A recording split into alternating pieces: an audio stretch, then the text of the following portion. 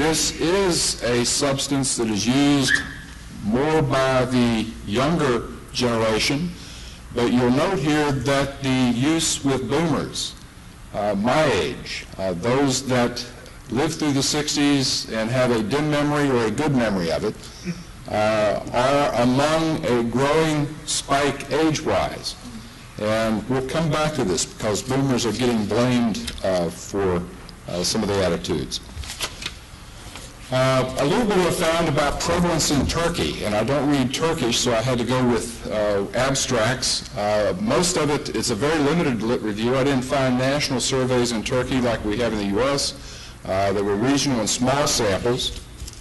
One of the exceptions was alcohol, where in Turkey the data indicated that they have 5 to 6% of traffic accidents that are associated with alcohol use. And I don't see there's my baton, but my initial experience in Turkey was being placed up front with the drivers and experiencing the white knuckle with there you are, Emery. So frankly, I'm glad there's not a high use of alcohol in Turkey. The comparison with the Western countries, I haven't been able to substantiate whether they mean Europe or the U.S., but still about 5 to 6%. When you get into specific areas, there was a small sample from Istanbul, 10th graders, that put their use at about 5.8%. Compared to a U.S. national sample of about 12.3% of 14, 15-year-olds and 24% with 16 and 17-year-olds. So exposure in our culture to cannabis is much more prevalent.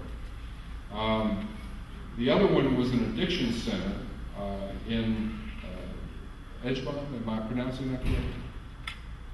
And then Gusniak, we went also, which had a forensic psych unit of people who were sentenced. And again, these are pretty loaded samples. But cannabis use, hemp use does occur in Turkey, but it has regional variation very likely. Similarly to the United States, if you take a look at Texas, Texas is not one of those states that has a higher use per capita. I've joked with my students that the Austin area, and keeping Austin weird, seems to have a higher use. You can also go to California and some of the states where legislation is happening that might have had a higher use. But as you can see from this, it is nationwide. So here's the question. If we've got criminal penalties in the United States, which range anywhere from nothing to misdemeanors to felony, then if that's the case, why isn't that enough? Well, there's a variety of reasons. So I'm providing some here, but one that I want to focus on.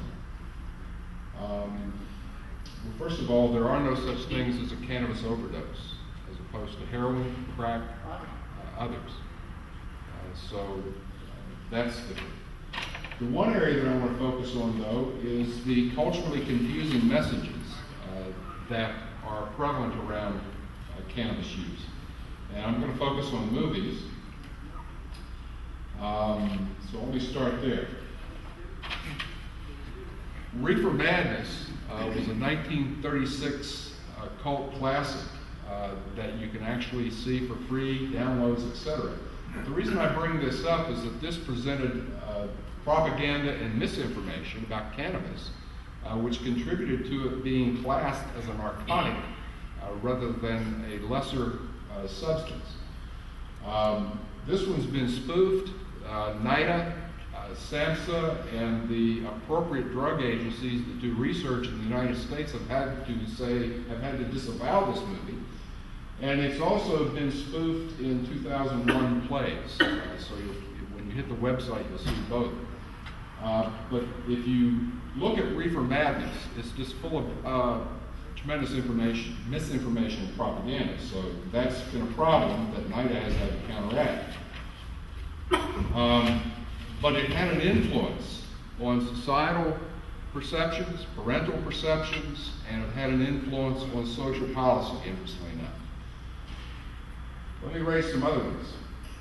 In 1978, good, I heard some groans. I'm going to speak to Midnight Express, which has set tourism back among baby boomers in Turkey for a variety of reasons. But that same year, Cheech and Chong's Up in Smoke came out. So in one contrast, you had the story of an American who had smuggled hashish in Turkey, being imprisoned in Turkey, brutalized in Turkey, and that was terrible. And we also had people in the United States at that time that were being charged with felonies and imprisoned. And at the same time, you had a stereotypic view of Mexican-American LA folks who were stoners and getting stoned all the time. 5 minutes. So you had these two contrasts, one glorifying cannabis and one showing the evils. So let me go to Midnight Express first of all. It has some factual information that's relevant for discussion here, as well as lots of inaccuracies. Originally, Billy Hayes was sentenced for possession of hash in Turkey to 4 years. And while he was in serving that 4-year sentence, Turkey decided to ban all cultivation of cannabis and went more conservative. And the prosecutor came back and said he got too light a sentence. They retried him and gave him 30 years. So that was part of the basis for the lack of the perception of unfairness. Interestingly, the movie won multiple Academy Awards in 1978, and there were other inaccuracies that Billy Hayes has pointed out that did not happen. The book was basically distorted by a screenwriter named Oliver Stone, who's also written some historical movies about other cultural events. And the fascinating thing is that it did give a terrible impression of the Turkish people, of Turkey in general. It damaged tourism, and for a while was banned as a movie in Turkey. The interesting thing is that both writer and screenwriter have gone to Turkey to publicly apologize for disparaging perceptions that they presented within this movie. So the real irony is usually you read about Turkey getting heat from Nobel laureates and writers, and all of a sudden you have writers and screenwriters going to Turkey to apologize for their misinformation. So there is a degree of irony within that. I bring this up because how many of you seen the movie this holiday season called It's Complicated? Nobody? There's a classic scene with Steve Martin, who goes back to the 60s, and Meryl Streep getting high at a party. So you again have these cultural icons and this message of popularity. The interesting factoid here is that Steve Martin, who invented some of the language that went with the cannabis culture in the 70s, had a major panic attack using cannabis, swore it off, and does not use drugs or alcohol. So that's another fascinating aspect. Not everybody who smokes cannabis has panic attacks, interestingly. I wouldn't be in Texan if I didn't mention Willie Nelson as being another cultural icon. Likewise, politicians, the mayor of New York City. So you have these attitudes and these cultural messages that are confusing. It's illegal, it's bad, but a lot of people use it. So keep in mind that people are continuing to sort this out, which is why we need evidence-based data on this. 2 minutes? Parental attitudes do play a role. And I'm going to go through a couple of these. Medical marijuana has been legalized in 14 states. The Supreme Court, though, has said no. The other aspect that you're dealing with now is whether the federal courts prosecute or not. And basically, the Obama administration has indicated we have more important things to do than bust cannabis dispensaries. And then you read that, and so the tide keeps shifting back and forth in terms of cannabis. What we do know is with cannabis legalization, There are now from 800 to 1,000 cannabis dispensaries in the LA area alone. I talked with colleagues recently who went to a conference in San Francisco, and cannabis cafes have now opened up in San Francisco, much as they have in the Netherlands. There is a big underground economy in cannabis, so I would make that point. I would also make the point that Europe has set the way in decriminalization and not penalizing people by putting them in prison except for major smuggling. And one of the things we have to weigh with students is I always ask my students, what's it cost to keep somebody in jail or in prison at Huntsville for a year versus tax revenue, which California is getting into in terms of cannabis. The other aspect is the pharmacy industry. This is a cannabis farm in Great Britain. This is where they're attempting to titrate the dosage to a dose-specific amount with a interesting job for a graduate student. And the reason I mention this is that there are over 200 different cannabinoids in cannabis. We only get uptight politically about THC, tetrahydrocannabinol, which is only one of about 200 cannabinoids.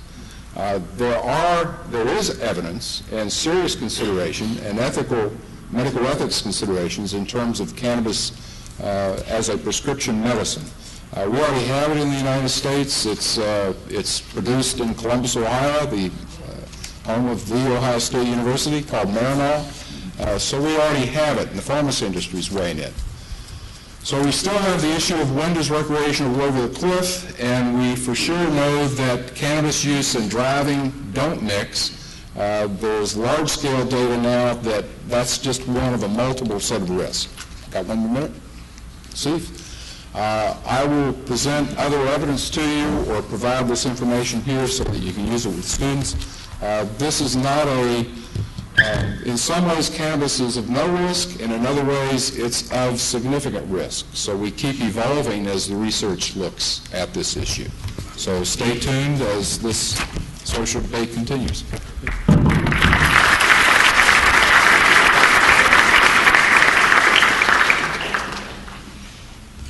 How do I get this off?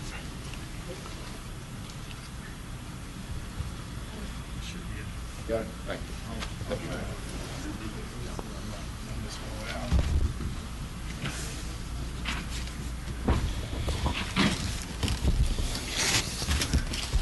If I seem a little disjointed, I'm going to try not to say the same things, but there'll be some repetition which can be an effective didactic device. I expect we all agree that drugs can cause enormous harm. They can ruin lives, they're implicated in a wide range of crimes, and they enrich criminals. They're linked to terrorism, and they undercut the development and practice of democracy, corrupting officials in the U.S. and in numerous other countries. I do argue, in my position at the Baker Institute, I also head the drug policy program there, and a substantial part of my effort there is to argue that a great part of the problems that we have with drugs is due to our drug policy and not just to the drugs. I think the war on drugs that Alexander mentioned has been it's spent hundreds of billions of dollars and has not done a great deal of good, and in fact I think has exacerbated the problem. If I were going to give a title to this talk today, I would say just say no, but spell no, K-N-O-W. We have to recognize that the drugs in question are different from each other. Some are relatively harmless, used in moderation. Some are quite dangerous. They pose different kinds of problems, and they require different kinds of responses. And it's important for both kids and adults to know the differences among them. Most, probably at least, and many parents, probably most parents, whether from religious, ethical, health, or other reasons, want their kids to abstain from all drugs. And they are backed by a zero-tolerance culture that repeatedly calls for a drug-free America and relies on abstinence-only drug education programs and intrusive drug testing and other measures to enforce that prohibitionist approach. At the same time, as Dr. Alexander has just noted, American culture is saturated with drugs, both legal and illegal. Commercials regularly tout various drugs